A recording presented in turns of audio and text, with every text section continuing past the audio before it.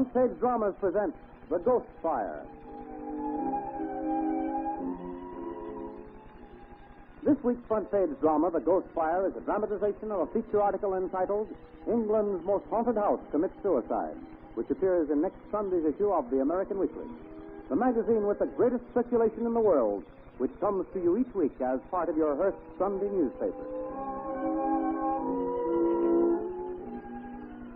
The many thousands of radio listeners who enjoy these front-page dramas will remember that early last December we presented a thrilling dramatization of the history of the Borley Rectory in Suffolk, England. This rectory has justly earned the title of the most haunted house in England. But now the haunted house is no more, and we present the last tragic days of the most haunted house in England. First, we take you to the library of the home of the Episcopal Bishop of the Diocese of Suffolk. I've invited you here today to meet Captain R. Drew Gregson, a retired Army officer whose hobby is psychic research. Captain Gregson, having read all about the many strange occurrences that you, gathered here today, have experienced in it, wants to rent the Borley Rectory. After the many odd occurrences, I locked and boarded up the place and declared it unfit for human inhabitants. Now Captain Gregson here wants me to change my mind and rent the place to him. Captain Gregson has been most persistent in his efforts, and it's just as the idea that the old place is really haunted. Before allowing Captain Gregson to rent the place, I feel it my duty to let him hear from your own lips the amazing adventures you have all experienced while living in the Borley Rectory. Yes. Thank you, Your Reverence.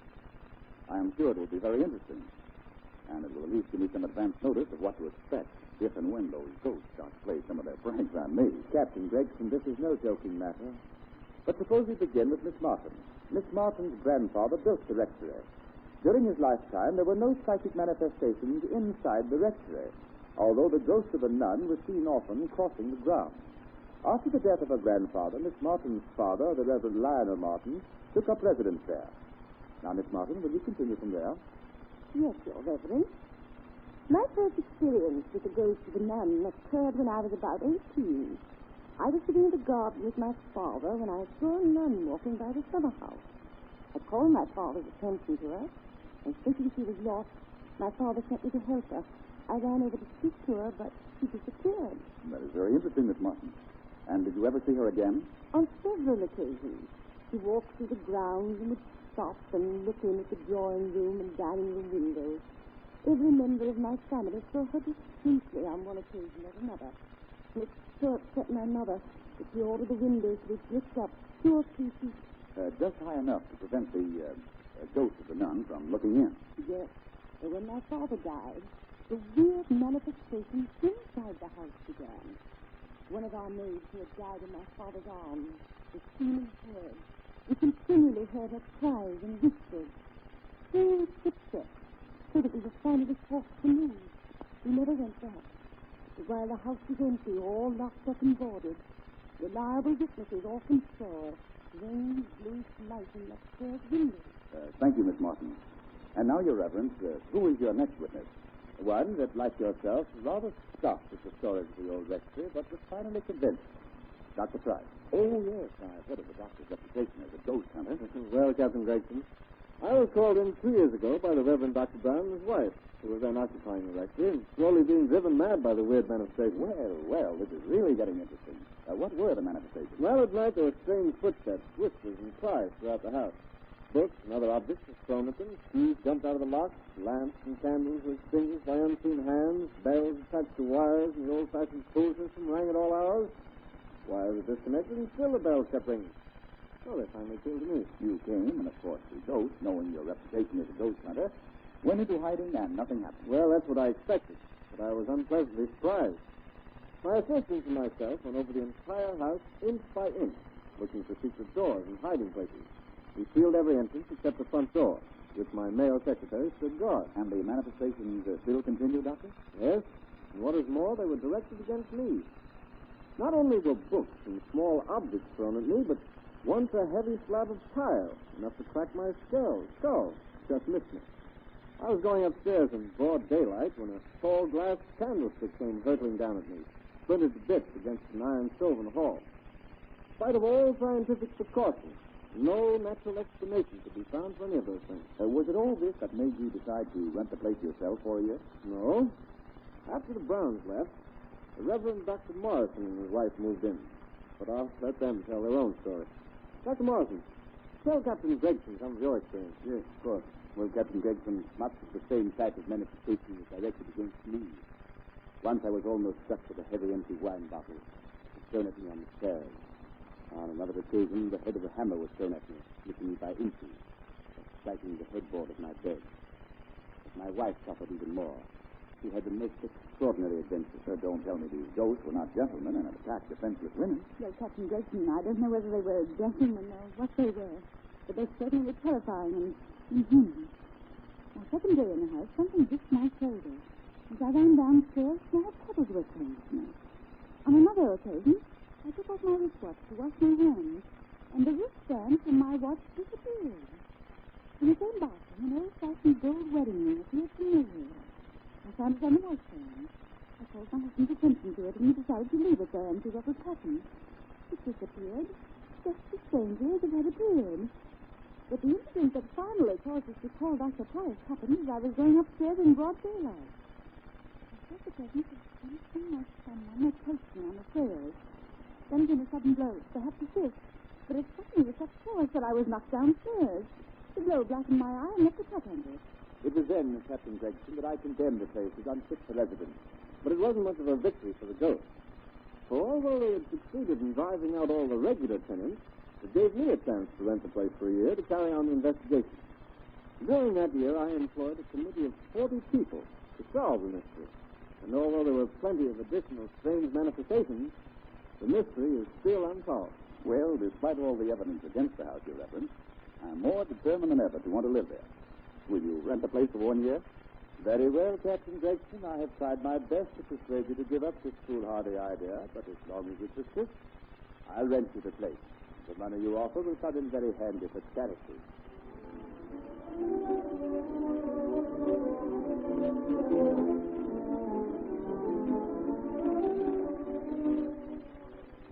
And so, with everything arranged, Captain Gregson moved into the haunted rectory.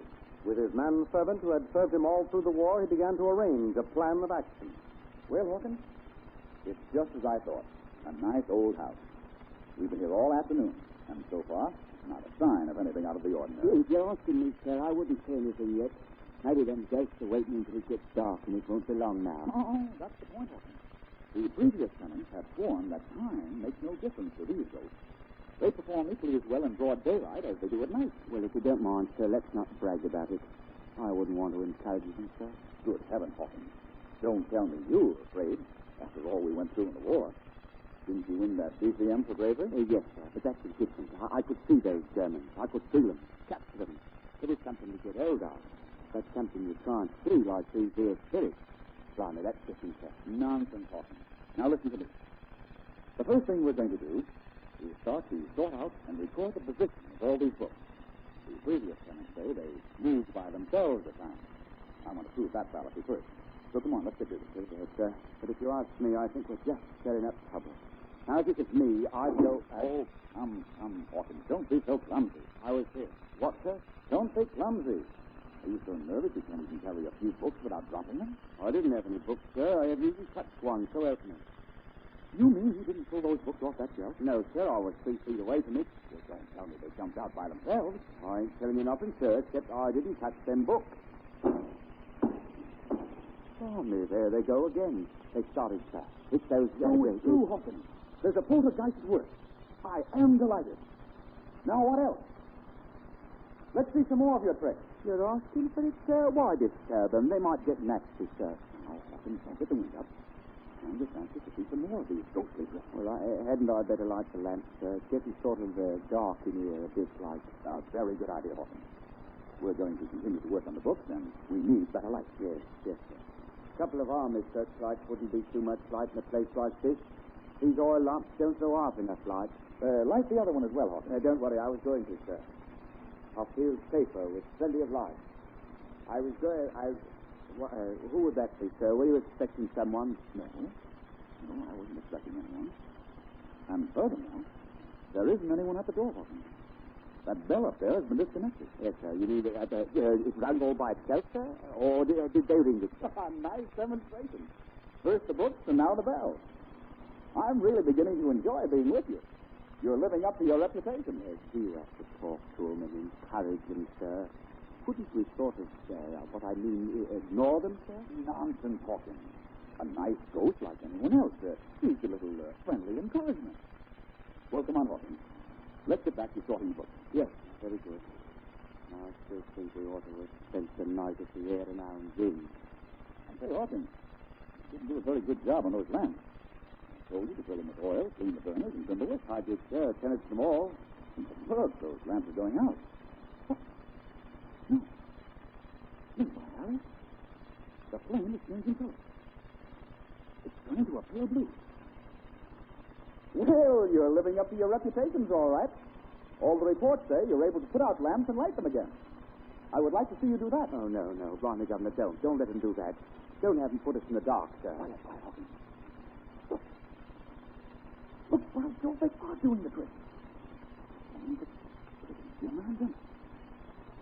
Now, look, almost out here. I see. Look, Hawkins. Now they're getting bright again. Brighter? Now, look, they're up full again. Oh, blimey, Governor, it's starting off petrol. If this keeps up, I'll go bomb it, sir. That's fine, my unseen friend. Thanks for the remarkable demonstration. Why, you really convinced me. Why, it's wonderful. I like you so much, I'm going to stay here with you for the rest of my life.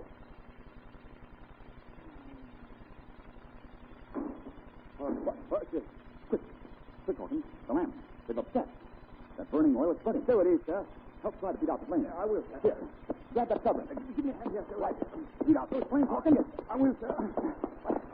The fire is spreading. Doesn't seem to go out. Hurry, Hawkins. I've never seen it. What are those flames? We can't hold them back. Water here, sir. This room will soon be a mass of flames.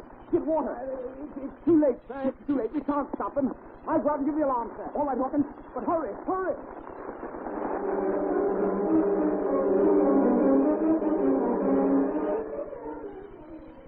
Quickly the flames spread, and before aid could be summoned, England's most haunted house burned to the ground.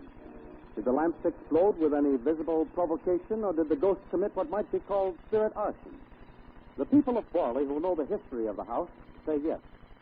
They say the ghosts have made it plain that they do not want people to live in the house. Their manifestations proved it. But when a man decided he liked them and was going to spend the rest of his life there, it was more than the ghosts could bear. You have just heard The Ghost Fire, which is a dramatization of a feature article entitled England's Most Haunted House Commits Suicide, which appears in the book. But when a man decided he liked them and was going to spend the rest of his life there, it was more than the ghosts could bear. You have just heard The Ghost Fire, which is a dramatization of a feature article entitled England's Most Haunted House Commits Suicide, which appears in next Sunday's issue of the American Weekly, the magazine with the greatest circulation in the world, which comes to you each week as a part of your Hearst Sunday newspaper. Join the millions of Americans who each Sunday find the maximum of reading enjoyment in the entertaining, educational, and up-to-the-minute stories, articles, and feature fiction by the world's best writers to be found in every issue of the American Weekly, the magazine distributed each Sunday with your Hearst Sunday newspaper.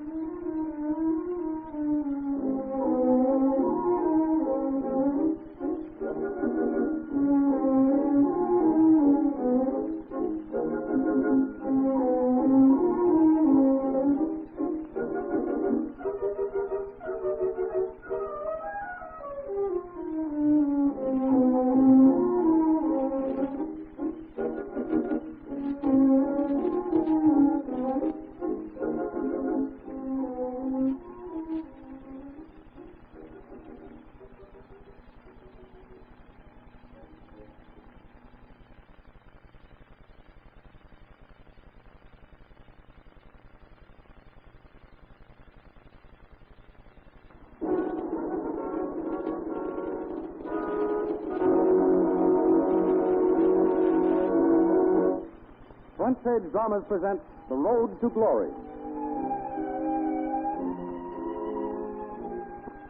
This week's Front Page drama, The Road to Glory, is a drama